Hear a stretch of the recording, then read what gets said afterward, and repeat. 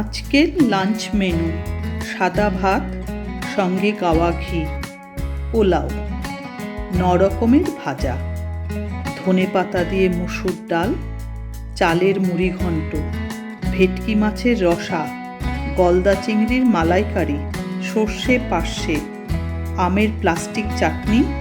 দই, পায়েস, 9 রকমের মিষ্টি, 9 রকমের ফল, মিষ্টি পান, এছাড়া